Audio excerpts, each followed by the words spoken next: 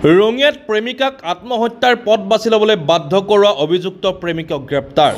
ৰঙিয়াত এগৰাকী যুৱতীক মানসিক নিৰ্যাতন চলাই আত্মহত্যাৰ পথ বাছি ল'বলৈ বাধ্য কৰাৰ গুৰুতৰ অভিযোগত জিতু আলী নামৰ এজন যুৱকক ৰঙিয়া আৰক্ষীয়ে গ্ৰেপ্তাৰ কৰিবলৈ সক্ষম হৈছে। অভিযুক্ত জিতু আলীয়ে বৰপেটা জিলাৰ চেঙাত আত্মগোপন কৰি আছিল। ঘটনাটোৰ 5 দিন পূৰ্বে ৰঙিয়া কাছাৰী খোলমাৰী এগৰাকী 18 বছৰীয়া যুৱতীয়ে নিজৰ ঘৰত আত্মহত্যা কৰিছিল।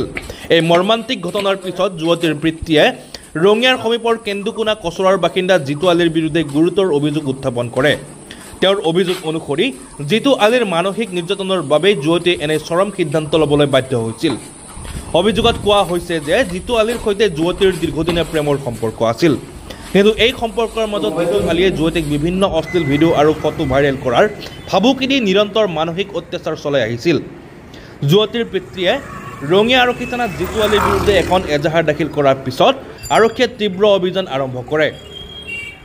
ৰঙিয়া থানাৰ ভাৰপ্ৰাপ্ত আৰক্ষী বিষয়া নৱজিত নাথৰ নেতৃত্বত আৰক্ষীৰ এটা দলে বৰপেটা জিলাৰ চেঙাত আত্মগোপন কৰি থকা জিতু আলীক আটক কৰিবলৈ সক্ষম হয়। নৱজিত নাথে সংবাদ মাধ্যমক জনোৱা মতে অভিযুক্তক আটক কৰাৰ পিছত যুৱতীৰ পিতৃৰ অভিযোগৰ ভিত্তিত তদন্ত আৰম্ভ কৰা হৈছে। এই ঘটনাই ৰঙিয়াৰ স্থানীয় লোকৰ মাজত তীব্ৰ প্ৰতিক্ৰিয়াৰ সৃষ্টি কৰিছে। আৰক্ষীয়ে অভিযুক্তৰ বিৰুদ্ধে প্ৰয়োজনীয় আইনী ব্যৱস্থা গ্ৰহণ কৰি তদন্ত অব্যাহত ৰাখিছে।